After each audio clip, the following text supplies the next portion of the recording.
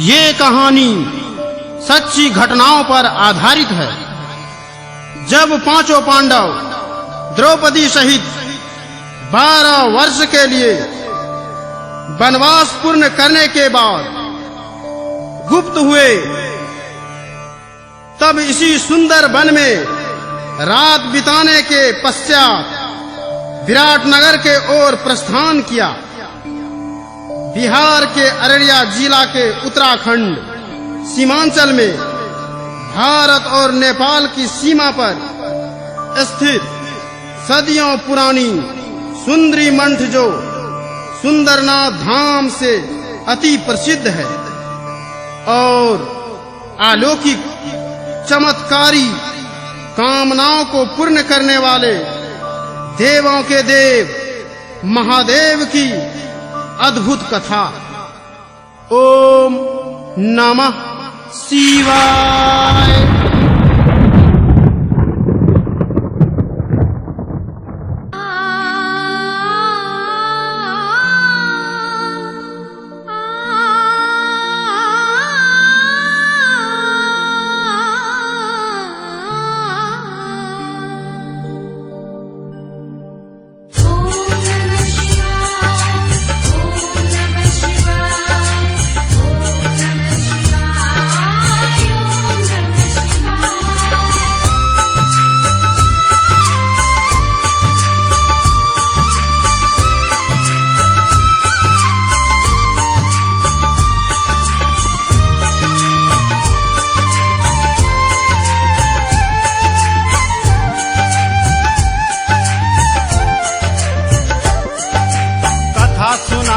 बाबा सुंदरनाथ की,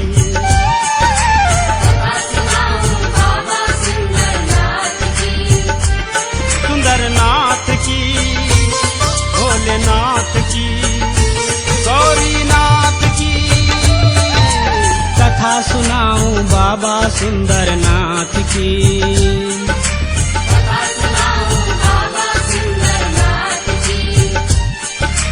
जय हो सुंदर धाम बाबा सुंदरनाथ, जय हो सुंदर धाम बाबा सुंदरनाथ।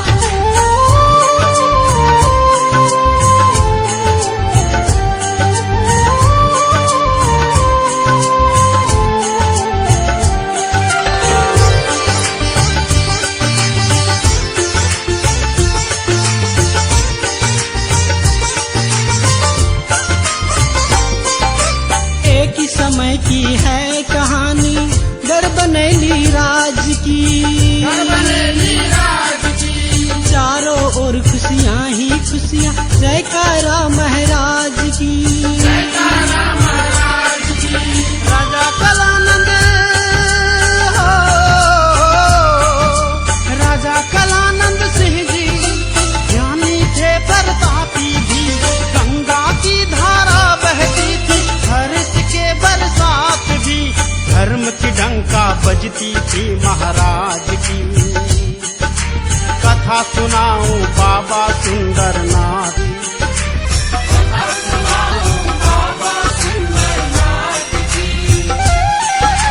जय हो सुंदर धाम बाबा सुंदरनाथ, जय हो सुंदर धाम बाबा सुंदरनाथ।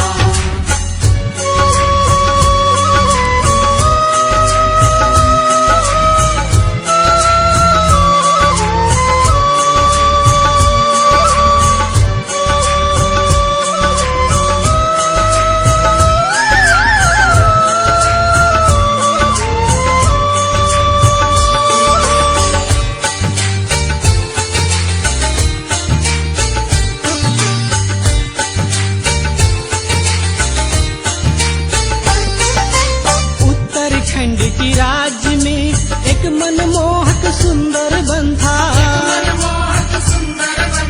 रंग बिरंगे पेड़ पौधे, जीव जनों से भरा जंगल था। पंछी शोर से हो, पंछियों के शोर से गूंज उठता था सुंदर वन, मोर नाचते कोयल गाते, हर सारा जीवन से बहती है पावन एक धारा। कथा सुनाऊं बाबा सुंदरनाथ की, कथा सुनाऊं बाबा सुंदरनाथ की। जय हो सुंदर धाम बाबा सुंदरनाथ, जय हो सुंदर धाम बाबा सुंदरनाथ। ओम नमः शिवाय, ओम नमः शिवाय, ओम नमः शिवाय, ओम नमः शिवाय।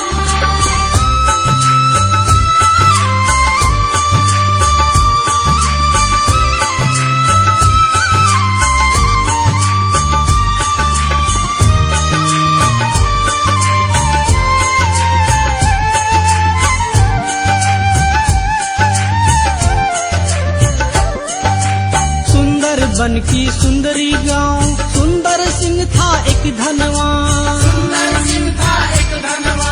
धन जन से भरा था आंगन, मवेशियों से भरा मकान।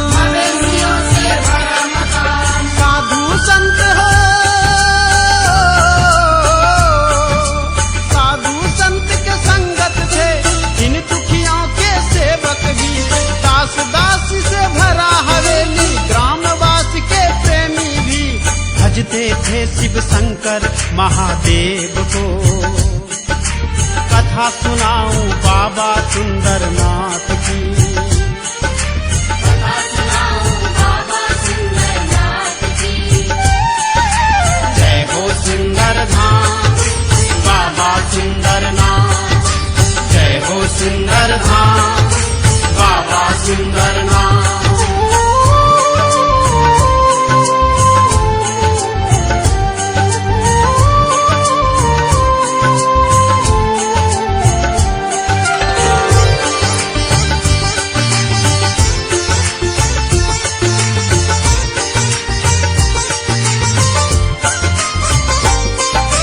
सुंदर सिंह के सुंदर सदा सेवक था गौशाला की।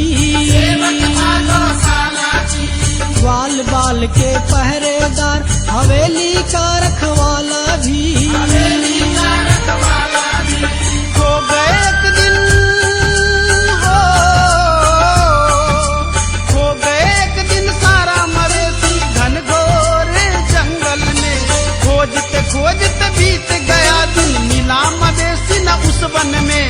चिंतित हो गए सेवक सुंदर दास जी, कथा सुनाऊं बाबा सुंदरनाथ की।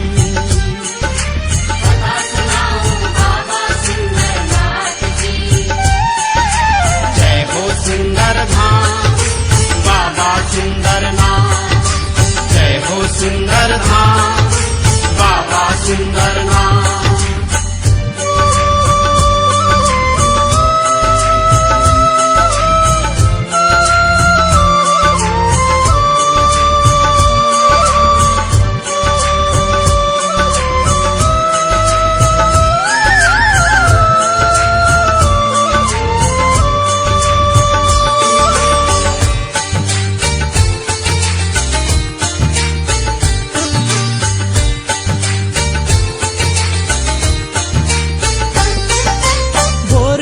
सुंदर सदा चल पड़ा जंगल की ओर। जीव जनों से भरा थरा, सुंदर बन था अति घनघोर। कुछ दूर जाके हो, कुछ दूर जाके नजर पड़ी अद्भुत एक टीला की ओर। सारा मवेशी टीला ऊपर घेरे हुए बैठा था गोल। बीच में देखा शिवलिंग शंभुनाथ की, कथा सुनाऊं बाबा सुंदरनाथ की। कथा सुनाऊं बाबा सुंदरनाथ की। जय हो सुंदर धाम बाबा सुंदरनाथ, जय हो सुंदर धाम बाबा सुंदरनाथ। ओम नमः शिवाय, ओम नमः शिवाय, ओम नमः शिवाय, ओम नमः शिवाय।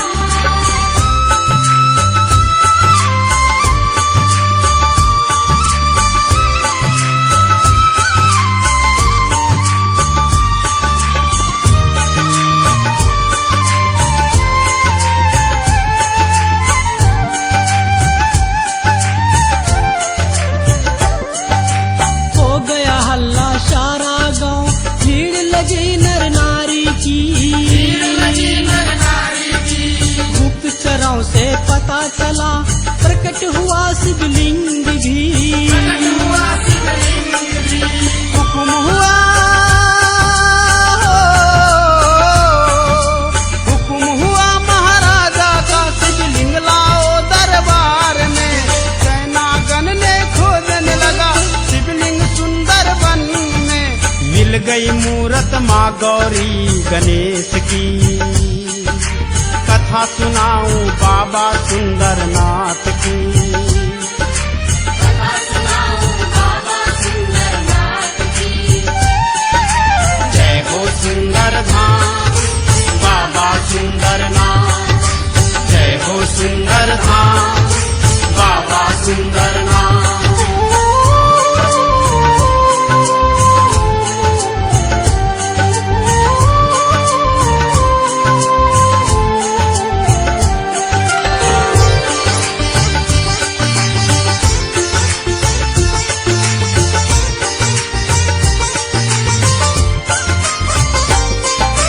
हैरत हो गया सैनागण मिला न अंत शिवलिंग का। गर्जन हो गया मेघ और ढेर लगा नागों का। त्राही हो गए हो, त्राही हो गए सैनागण निकला भागा उस वन से। शोर मच गई पूरा गांव हरकत था सारा जन में। होने लगी जयकारा भोलेनाथ की। कथा सुनाऊं बाबा सुंदरनाथ की। कथा सुनाऊं बाबा सुंदरनाथ की। जय हो सुंदर धाम बाबा सुंदरनाथ। जय हो सुंदर धाम बाबा सुंदरनाथ।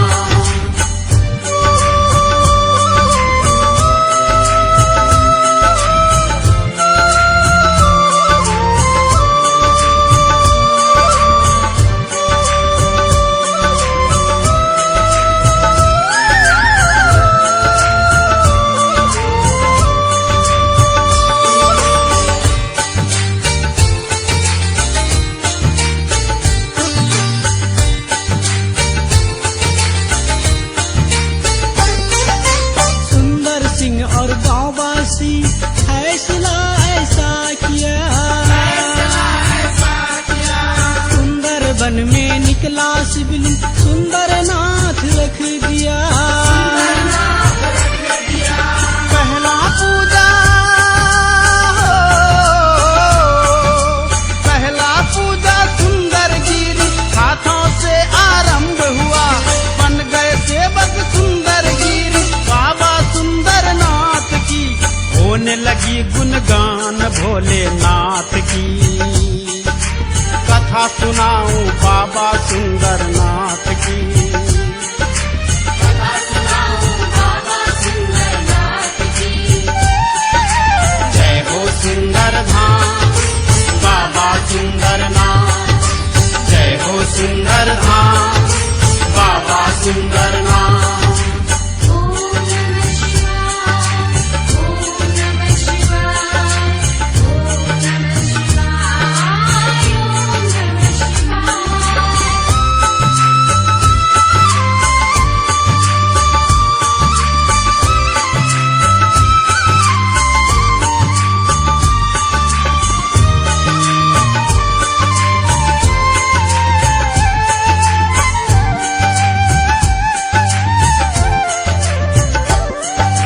लकड़ी के खंभे गड़वा के झोपड़ी का मंदिर बनवाया। मन ना भाए महादेव का आया आंधी उड़ा ले गया। बार बार हो, बार बार यही कहानी होने लगी सुंदर धाम में। अंत में मंदिर बनवाया पत्ती के उस गांव में। लक्ष्मी विश्वास खुदवादी शिव गंगा को। कथा सुनाऊं बाबा सुंदरनाथ की। कथा सुनाऊं बाबा सुंदरनाथ की। जय हो सुंदर धाम बाबा सुंदरनाथ। जय हो सुंदर धाम बाबा सुंदरनाथ।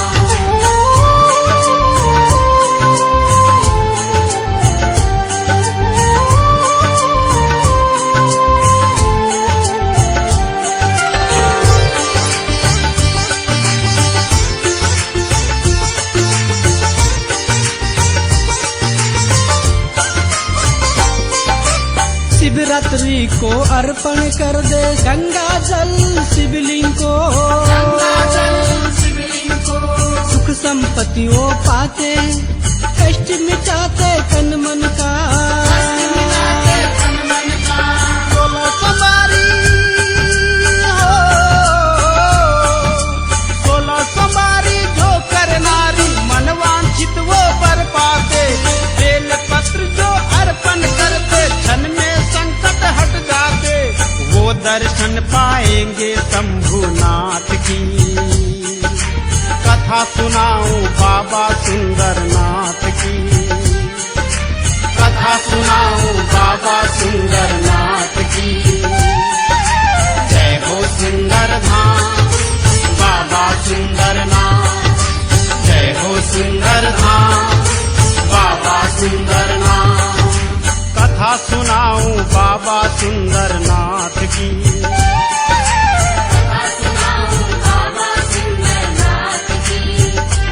सुंदरनाथ की, भोलेनाथ की, गौरीनाथ की।